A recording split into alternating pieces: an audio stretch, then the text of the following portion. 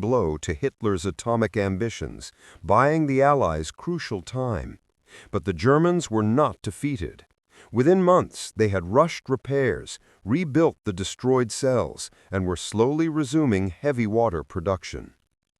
By late 1943, U.S. intelligence confirmed that new shipments of heavy water were being prepared for transport back to Germany. The Allies faced a terrible choice: launch another devastating, high-risk ground attack, or bomb the facility from the air. The decision was made to bomb. On November 16, 1943, 161 U.S. B-17 Flying Fortresses of the 8th Air Force dropped over 700 bombs on the Vemork complex. The raid was successful in forcing the Nazis to abandon production, but it came at a terrible cost to the local Norwegian population. The final act of the Ghost Army came shortly after the bombing. The Germans decided to abandon the heavy water entirely, but not destroy it. They loaded the remaining high-concentration stock, about 16 tons of precious deuterium, into barrels and put them on a ferry, the SF Hydro, to be transported across Lake Tinn and then by rail to Germany. Knut Haukelid, one of the original gunnerside heroes who had stayed behind to lead the resistance, knew this was the last chance. He and his team planned the final strike: sink the ferry. On February 20, 1944, Haukelid and his men smuggled a timed bomb onto the SF Hydro. In the pre-dawn darkness, as the ferry sailed toward the deepest part of the lake, the bomb detonated. The ferry sank rapidly, taking the last critical shipment of heavy water, several German soldiers, and, tragically, a number of innocent Norwegian civilians and their families to the bottom of the icy Lake Tinn. The total elimination of the heavy water threat, a culmination of espionage, sabotage, and an audacious military strike, was complete. This ghost army had fought a secret nuclear war that the public wouldn't know about for decades, ensuring that when the atom was finally unleashed, it was done so by the hands of the Allies, fundamentally shaping the post-war world order and casting a long shadow over the subsequent Cold War. The 0 hour. At 12:30 a.m., with the moon obscured by cloud cover, Ronenberg and Haukelid led the main assault group. They had to get inside, and quickly.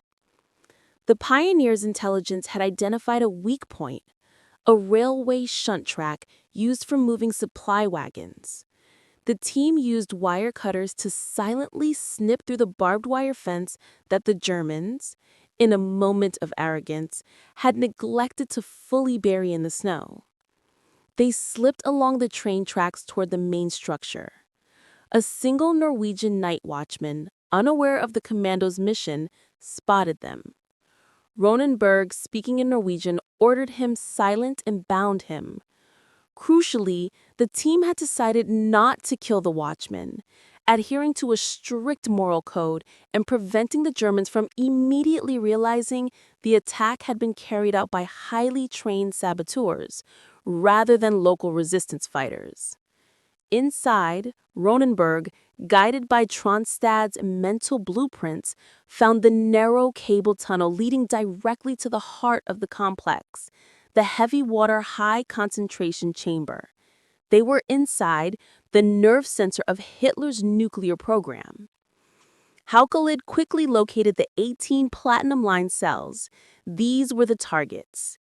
The air was heavy with the silence of high-stakes tension, broken only by the low hum of the machinery.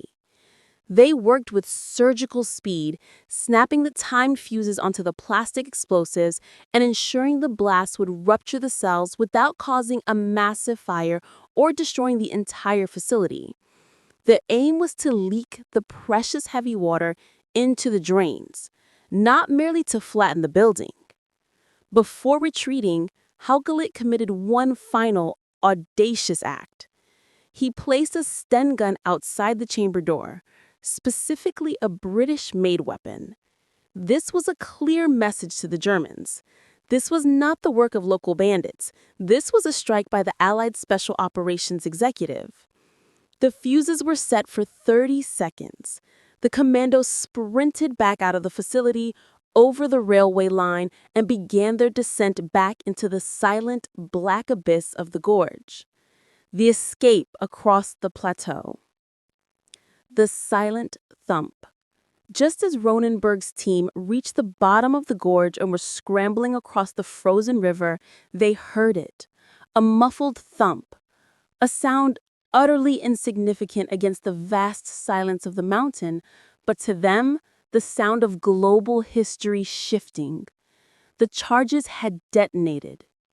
The heavy water, the 1,000 kilograms of 2O, along with the non-replaceable high-concentration electrolysis plates, began to leak out and disappear into the factory floor drains, rendering the entire facility useless for months. Within minutes, alarms blared across Vemork. Floodlights swept the plateau, German troops roused from their barracks, poured onto the bridge, and began searching the perimeter.